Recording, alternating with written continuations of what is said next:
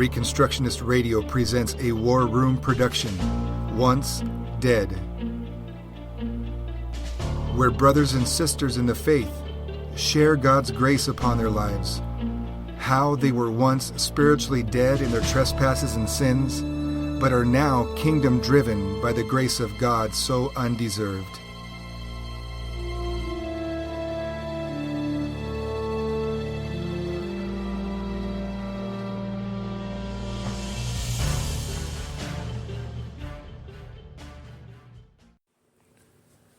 My name is Toby Harmon, and I was once dead. I was born in 1977 in Carlsbad, New Mexico. It's a small town in South New Mexico, and my family lived on a privately owned 5-acre lot that my grandparents owned. And I was raised in the church. From the earliest memories that I have, I would be in church 3 times a week on Sunday morning, Sunday evening, and Wednesday evening. I was taught the Word of God in my home. I remember even my dad would use his tape recorder and he would record asking us questions about the Bible, and as children we would answer them. And so I was taught the Bible, my family was taught the Bible, and I was raised with a Christian foundation. I lived in Carlsbad until I was about 7 years old, and then my dad got a job in Albuquerque, New Mexico, and that was a bigger city, much larger than Carlsbad.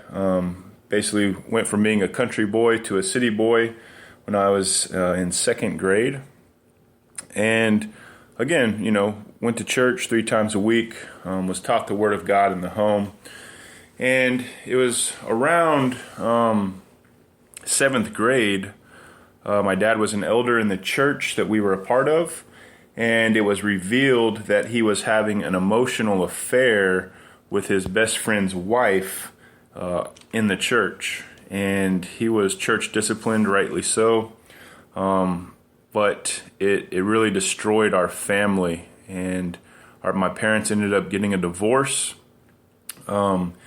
And my dad pretty much checked out at that time.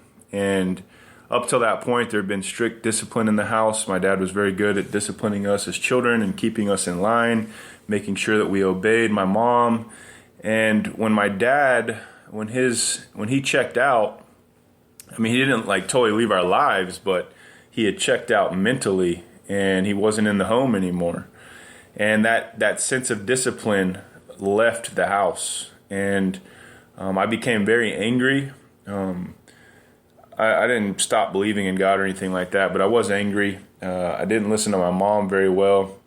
And about that same time, I became best friends with a guy named Gary, and I kind of adopted his family, and his family adopted me. And I became very close to his parents and to his family, his brother and his sister, and began spending a lot of time with them. Gary's family was not a Christian family. In fact, his parents were drug users. They often had parties, and Gary was influenced by his family to go that route. So I remember in the 7th grade, my sister and myself and Gary and some of my other friends, I got drunk for the first time. And it was actually while I was living in the house with my dad, but he was so emotionally distraught. He was hurt over losing this woman that he had an emotional affair with. He was hurt over losing his family, and he basically was just not there mentally. And so in 7th grade, we stayed out till about 2 or 3 in the morning, getting drunk in the middle of the mesa, the desert. Came home. My dad slept through the whole thing, didn't know anything that was going on, thrown up in the toilet, and had a really quote-unquote good time getting drunk in 7th grade. I didn't really do anything again in that regards. Had a couple opportunities to go out drinking, didn't do it, and just kept living my life. Kept hanging out with Gary and being influenced by him. But I was also a dedicated basketball player, and around the time of high school, I made the high school team. A new coach had been hired, and They really wanted me on the team. I played basketball. I was a freshman that was playing JV and even got to play a little bit of varsity. And I always wanted to play college basketball, and so I became very focused and dedicated to becoming a great basketball player. My dad had played for the University of Kansas back in his college days, and so I always wanted to be a Jayhawk. So I focused myself on playing basketball. In my freshman year, Gary had moved away. He went to Arizona for a couple years, or actually my 8th grade year.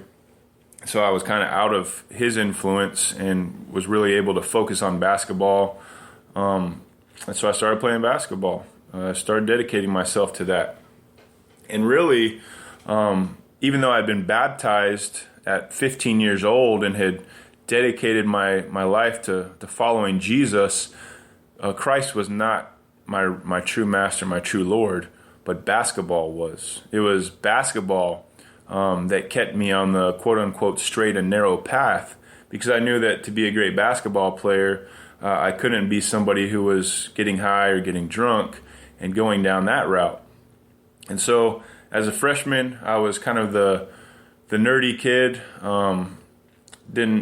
wasn't in the popular crowd or anything like that, but I didn't care because I was playing basketball. And actually that year, Gary moved back from Arizona, and during the time that he had been gone, he began using drugs and began smoking weed. And I remember him and his brother came back and they smoked a joint in front of me. And I remember being very intrigued, but also afraid of the drug culture and just even watching them. But I did ask a lot of questions about what it was like, what they felt like. But because of basketball, not because of Jesus, I wouldn't touch it. And so, fast forward a couple years to my junior year in high school. And it was actually the summer after my junior year. And, I had a great season playing basketball. But I had noticed that Gary and my other friends had kind of started spending a little less time with me.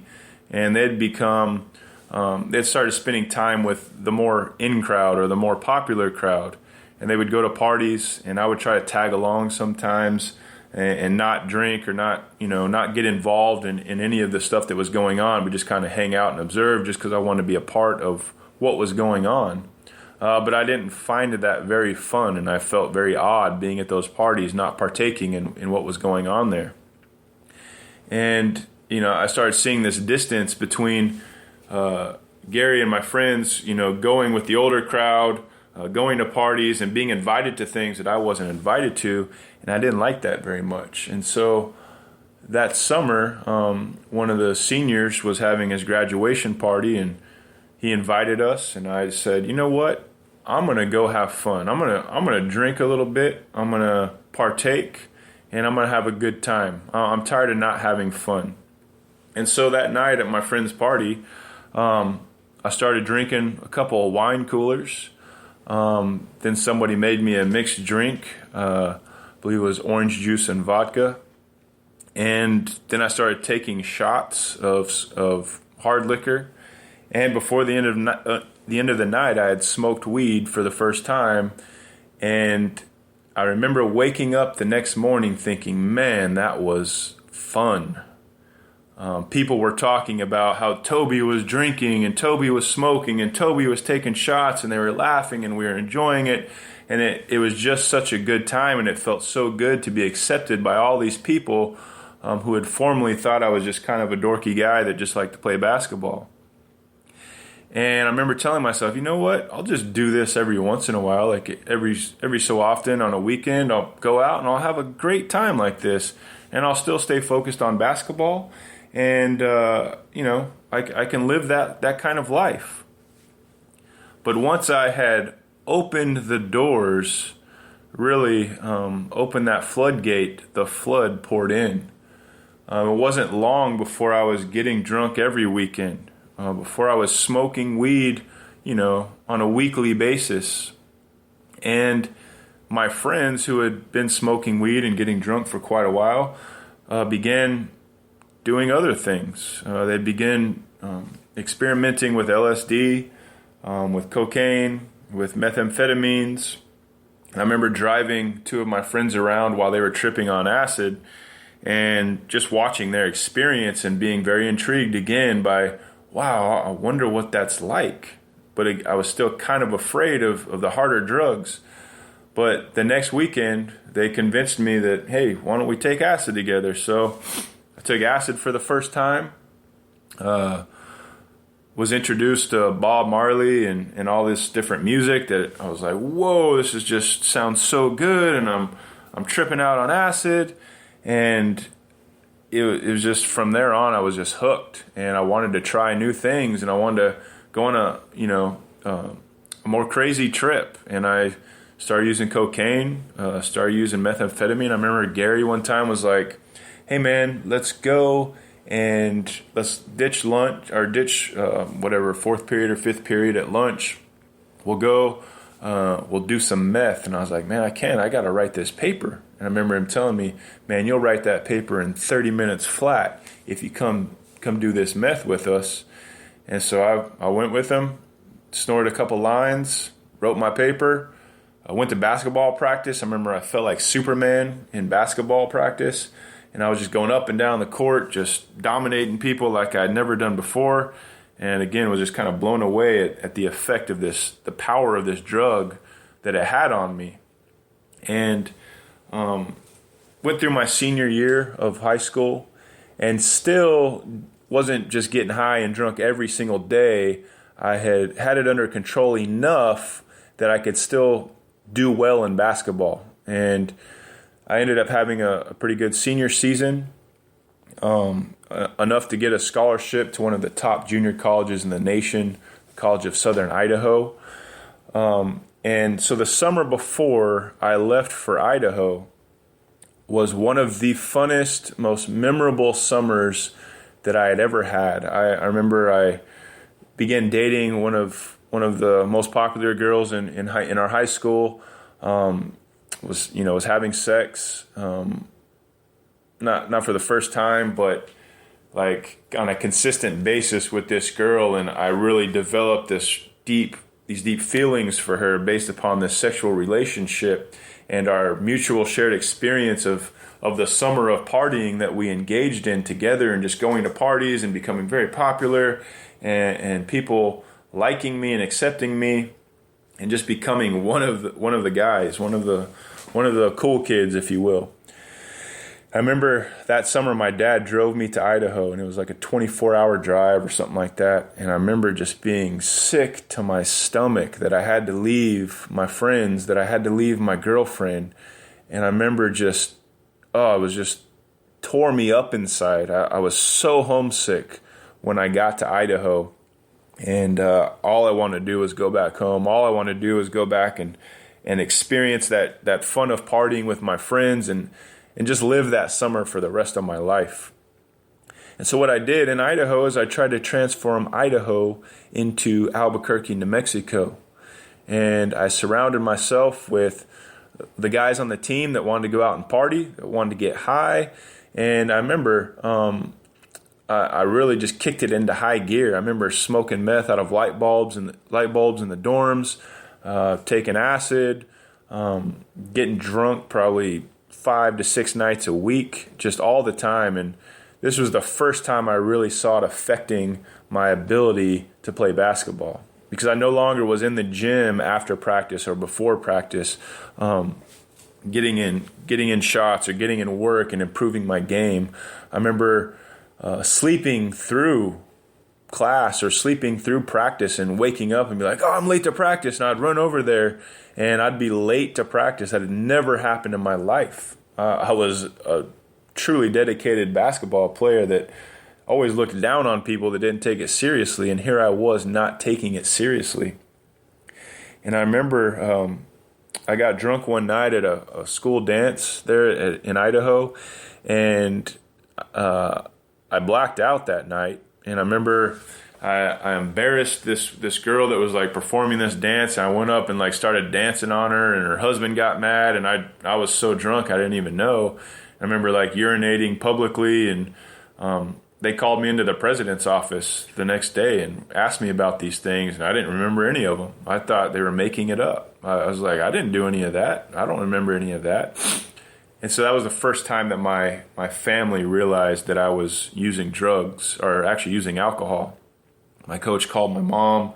They had me go to a few AA meetings and, kind of gave me a slap on the wrist. But from that point on, I was being watched, and I was, my coach didn't trust me quite as much.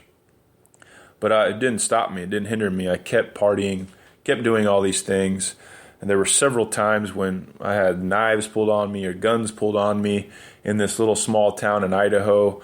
Should have lost my life probably a few times there. Fast forward to the end of the season, we're playing for the national tournament to try to get into the national tournament. We're in Coeur d'Alene, Idaho, at this resort.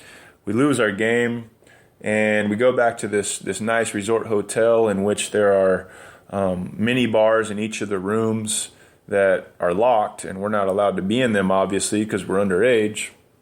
But a couple of the cheerleaders had broken the lock on their mini bar refrigerator in their room and invited me up and invited a couple of guys from the other team that had beat us, and we went and partied together, and I'm pretty sure we emptied that refrigerator of alcohol.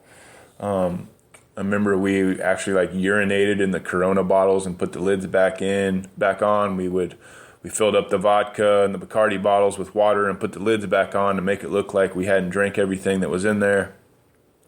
And those cheerleaders ended up getting caught, and they ended up ratting me out. And so I remember, it was about a week later, back at the dorms in Idaho, and I had spent the entire night tripping acid and had just walked back into my dorm room and got under the covers, and it's probably 4 or 5 in the morning, and I hear my dorm room door clicking, and my coach peeks his head in, and he's like, "Toby, pack your stuff, you're going home." And I was like, "What?" And I was acting like I had been asleep all night, but really I'd been up, and I was still hallucinating a little bit. And he said, "You want to tell me about your little party in Coeur d'Alene?" And I played dumb, acted like I didn't know. But at that point, he was fed up, and he sent me home on the longest bus ride trip ever, back to New Mexico. And at that point, I didn't really care about basketball, and I just went on a 1-year meth binge and party binge, and got back involved with Gary and my group of friends here in New Mexico, and began really using a lot of hardcore drugs. And ended up moving to Bremerton, Washington with Gary and his family, so that we could get away from drugs when our lives had kind of spiraled out of control, thinking we could run from our problems, but really the problem was us. And we went to Bremerton, Washington, and all we did was find better and more high-quality drugs and continue to spiral out of control. And at one point, I had this clarity of mind and was like, I really want to play basketball again. So I stopped doing meth. I stopped doing all the hardcore drugs, just smoking weed, and was drinking alcohol. But I got back in shape and decided I wanted to play basketball again. And I was actually supposed to play at Oklahoma State for Eddie Sutton after I finished in Idaho, but because I got kicked out, that didn't happen. But my high school coach called Coach Sutton. My dad called him also. And so Coach Sutton got me in at Rose State here in Oklahoma, and that's how I got to Oklahoma. Was playing at a junior college here called Rose State. That's actually where I met my wife. So I came there, played basketball for a year. Again, never really took it as serious as I once had because I was still smoking weed, still getting drunk and getting high, and living that lifestyle of just rebellion and disobedience to God and the Christian foundation I'd been raised with. Speaking about that, I had never stopped believing in Jesus. I had never stopped believing in what the Bible said about the life that I was living. I always knew that I was living in sin. And as I lived this life, I always felt this impending judgment or this impending doom coming down upon my head. And I remember my mom sent me a Bible because she was always worried about me, and she was always praying for me for these 8 or 9 years that I was living this way. And sometimes I'd come home drunk, and I would try to open up the Bible, and I would read it. And I remember I just couldn't understand what it was saying, what it was trying to tell me. And sometimes I'd cry myself to sleep, wanting to get out of this lifestyle, but not knowing how, not being able to break free from it. And I always felt like I'm either going to die because I'm going to get shot or stabbed. I'm going to wreck my car driving drunk and kill a family and maybe kill myself. Or Jesus was going to return and he was going to judge me and throw me into the lake of fire. And I always believed that. I knew I was going to go to hell if one of those things happened. And I always felt this judgment and doom over my shoulder, over my head, at these times when I'd have these moments of clarity, knowing that I was sinning and knowing I was rebelling against God. But it was never enough to cause me to break free, to change me. And I continued to pursue my sin. And I played at Rose State, ended up getting a scholarship at Southwest Baptist in Missouri at a Division II school there. I went there for about 3 days, and again, I was homesick, and I missed Cicely, who is now my wife, but at the time was just my girlfriend. And after about 3 days, she came and picked me up, drove me back to Norman, Oklahoma, and I began living with her. And within, I don't know how long, a few months, she was pregnant with my first son, who is now 15. And I continued to live just a lifestyle of partying, getting high, again, dabbling in heavier and more hardcore drugs again now that my basketball career was over. And somewhere in that time, I began selling drugs. I began selling marijuana. My friend would bring it up from New Mexico where we could get it for half the price it was in Oklahoma. And me and him for about a month went around kind of trying to build a customer base. And I remember me and him were at a strip club one night in Norman, and we were handing out, nickel bags of weed to different people and saying, hey man, if you need something, call me up. We can hook you up. We can help you out. And it just so happened that my friend had given his number to an off-duty police officer who was at the strip club that night. And a few weeks later, got a phone call from a guy. He was like, hey, is Jeff there? And Jeff was my friend. I said, no, but I can help you out. He's gone, but I can get you what you need. And so this guy began setting up deals with me where he would buy an ounce of weed at a time. I'd meet him, I'd sell it to him. And it was, every few weeks, every month or so, he would call me up and need another ounce. He said he had met me at the strip club. What I didn't know is that the off-duty police officer that got our phone number went and gave our phone number to the drug task force, and they began setting up deals with me in order to rack up charges against me and really, really nail me down. And so on the third time that they set up a deal with me, I went and met him. I remember it was either at a car wash near the Sonic or it was at the Sonic. And we were in one of the stalls. My son, who is now 15, he was 3 years old at the time. He was in the back seat asleep in the car, and I had brought him on these deals a couple of times. And the undercover agent, what I found out later, had decided that it was too dangerous for my son because I kept bringing him along with me for these drug deals, and he wasn't sure, if a gunfight could ensue, or he just knew it was dangerous for my son. And so they called and they pulled the plug, and I pulled out. Pulled out into the road in my Lincoln Town car with black limo tent, and I got lit up from behind from just a regular police car. And I remember thinking, oh man, what did I make an illegal turn or something? And so I pulled over into the grocery store parking lot. He came up, and he didn't actually know what was going on. He asked for my ID, and so I gave it to him, asked for my insurance, gave it to him. And he was walking back to his car, and all of a sudden, 4 more police cars pulled up, 2 unmarked vans pulled up, and people in black ski masks got out, and they had their guns drawn on me in the car, and my legs just turned to rubber.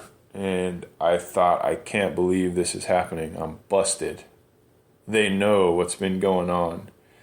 And they took me out of the car. They put me into the back of a police cruiser, and they drove my Lincoln Town car off with my 3-year-old son in it. And I remember thinking, I'm never going to see my son again. And that blow just really came down hard on me. And I remember they took me to the police station, and I could hear my son crying around the corner, asking for his daddy, asking where his daddy was at. He was scared to death. And they walked me around the corner in handcuffs, and he was surrounded by 4 or 5 undercover agents that still had these black ski masks on because they couldn't reveal their identity. And I just remember seeing him scared to death, and it broke my heart. And they were trying to get information from me about my dealer and my supplier, threatening to call DHS to take my son from me, and I'd never see him again. And they were trying to use him as leverage to get information from me, and I wouldn't give any information. And I remember getting the word out to call my dealer to let them know that they might be on to him, and warned him. And I was still, not thinking rightly, but I knew that I was in trouble. And eventually I got a hold of my father-in-law, and he came and picked up my son, and they couldn't use him for leverage anymore. And I went to jail that night, and not knowing how long I was going to be there. And I remember walking in there. It was later at night, and everybody was on lockdown. There was all these faces looking out of their jail cells at me through the window. And I saw a couple familiar faces of people I'd sold to. And I remember thinking, I am not like these people. I should not be here. This is not me. And I remember that night, I just cried out to God, and I said, Lord, I've left you. I've strayed. I've rebelled against you. And I turned from this lifestyle, and I'm going to follow you. I'm going to trust you. I'm going to walk by faith in you, regardless if I go to prison or regardless if I am freed from the consequences of my sins. And I remember I went for my arraignment. My bond was like $70,000, and met with a lawyer, and they told me that I was looking at 5 years in prison, 10 years probation. And because I had my son in the car with me, it was considered a child endangerment, so it was considered a violent crime. I remember I went and met with a drug court, a person that helped in drug court. It was an out of jail program that first time and second time drug offenders could go through and avoid their prison time, but you could not have any violent crimes associated with you, or you were ineligible for drug court. And he looked at my charges and said, no, you're not eligible. So I went back to my cell and thought, man, I'm going to prison. I'm not going to get out. My mom ended up getting me a lawyer, and she is actually friends with the district attorney at the time. And he agreed to drop my violent charges so that I could get into drug court.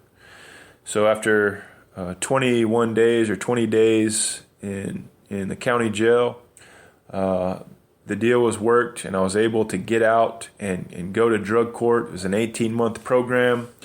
Had to get drug tested 4 times a week, had to go to counseling twice a week, had to go to AA meetings 6 to 8 times a week, had to go to court every Thursday to check in, had an 8 o'clock curfew, very, very strict regulations of these things that I had to follow.